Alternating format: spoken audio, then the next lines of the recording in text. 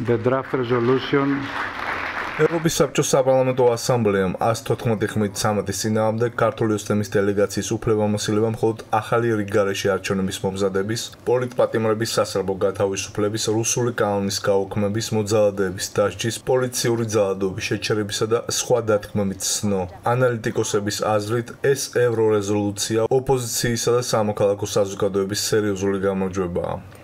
შედეგი არის ის, რომ დასავლეთი არ აღიარებს იმ მოცემულობას, რაც არსებობს საქართველოში და ამას აუცილებლად ექნება შემდგომი გაგრძელება. შეიძლებოდა მოვლენები უფრო ცუდად განვითარებულიყო, დასავლეთს ჩაეთვალა, რომ ეს არის ქართველი ხალხის არჩევანი და ჩვენ ხელს ვიბანთ ამ სიტუაციიდან, ზუსტად ისევე როგორც ეს მოხდა ავღანეთში. აი მაშინ რეჟიმი ნამდვილად დაამყარებდა მისთვის სასურველ მოცემულობას საქართველოში და უბრალოდ სხვაგვარად მოაზროვნეები იძულებული იქნებოდათ დაგვეტოვებინა სახელმწიფო თუ ამას მოვახერხებდით.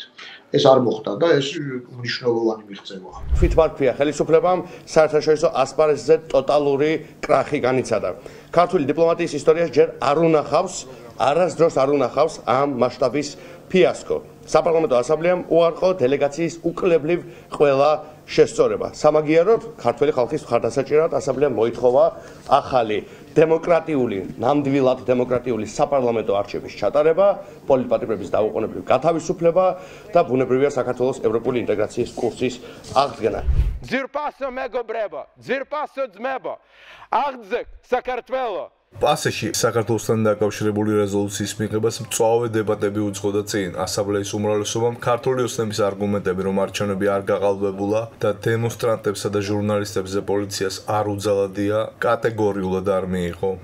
What a name, Georgian dream. For the people of Georgia, it's more like Georgian nightmare. ეს რა სახელია ქართული ოცნება? ქართული ხალხისთვის ეს უფრო ქართულ კოშმარს გავს. პრეზიდენტო მათმა წარმომადგენლებმა თქვეს, რომ ხალხის წინააღმდეგ არანაირი ძალადობა არ ყოფილა. შეხედეთ ამ ფოტოებს, დალეწილი სახეები და დამტრეული ძვლები. იყო ძალადობა მათ წინააღმდეგ, ვინც ოპოზიციურად არის განწყობილი. მინდა აღვნიშნო, რომ დღეს შიმშილობის მე-18 დღეა.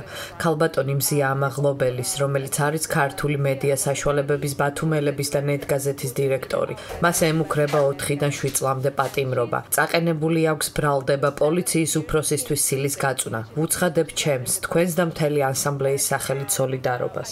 Next speaker is Ms. Sulukiani.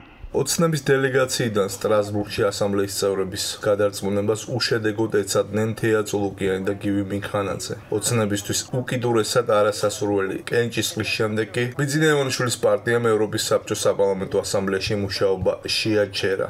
ქართული ოცნების გუნდის საერთო გადაწყვეტილებით, მიუხედავად იმისა, რომ ჩვენი უფლებამოსილება არის დამტკიცებული, დღეიდან წყვეტთ მუშაობას საპარლამენტო ასამბლეაში. ევროსაბჭოს საპარლამენტო ასამბლეის კონკრეტულმა წევრებმა გადაწყვიტეს, რომ რაღაცნაირად იზოლაციაში მოაქციონონ ჩვენი ქვეყანა, თუმცა ამას ისინი ვერ შეძლებენ.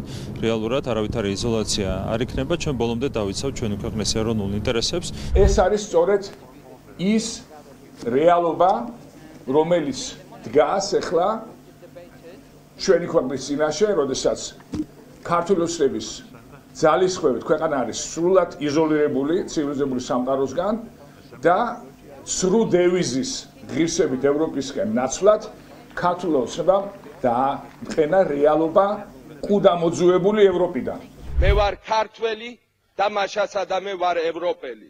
საქართველო 1999 წლიდან არის ევროპის საბჭოს საპარლამენტო ასამბლეის წევრი და ქართული ოცნების პირობებში რუსეთისა და აზერბაიჯანის შემდეგ მესამე ქვეყანა გახდა, რომელსაც პასეში მუშაობის უფლება შეეზღუდა. 2025 წლის აპრილიდან კი მაღალი ალბათობით საქართველოს პასეში წევრობა შეუჩერდება. პასეს მოწოდების საპასუხოდ, რომ მოძალადეები აუცილებლად უნდა დაისაჯონ, ქართულმა ოცნებამ დღეს სანქცირებული შინაგან საქმეთა მინისტრი და პოლიციის სხვა მაღალჩინოსნები დააჯილდოვა.